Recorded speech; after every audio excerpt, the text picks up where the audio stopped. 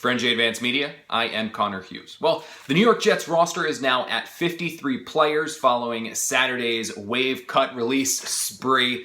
Just before the deadline, the New York Jets released waived, placed on injured reserve, those kind of moves and transactions for 22 players to get them from 75 down to 53.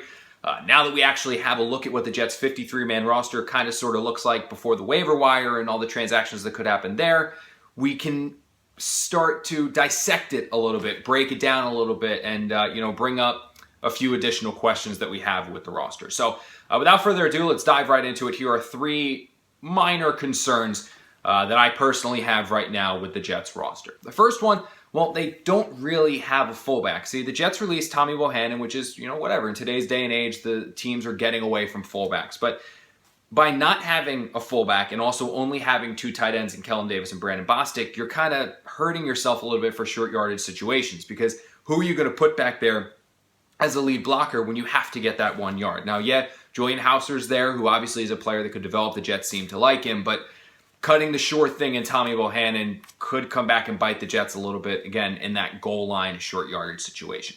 The second concern that could potentially arise from this Jets 53-man roster right now is at wide receiver, and it's simply that it's very, very top-heavy. Now, Brandon Marshall, Eric Decker, Quincy Enunwa, those are your three guys that are proven staples. You know what you're going to get out of them. Behind them, in Robbie Anderson, Sharon Peake, and Jalen Marshall, those are rookie guys, young guys that aren't battle-tested. Could they turn out to be tremendous players? Absolutely, but it's a risk. By not having a fourth veteran and only having those top three, you're running a little bit of a risk where if somebody gets hurt, somebody gets injured, you're putting a lot of faith in a player that really hasn't done it before. So the youth there is definitely a little bit of a concern. And the third thing, kind of going hand in hand with the youth of the wide receivers, is, well, there's really no depth right now at cornerback. The Jets still have the three very, very good corners in Darrelle Revis, Buster Skrine, Marcus Williams. That has not changed.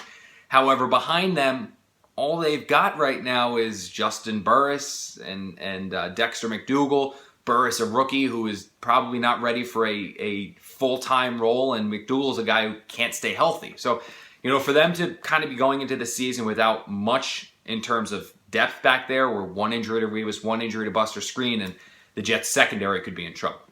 For NJ Advanced Media, I am Connor Hughes.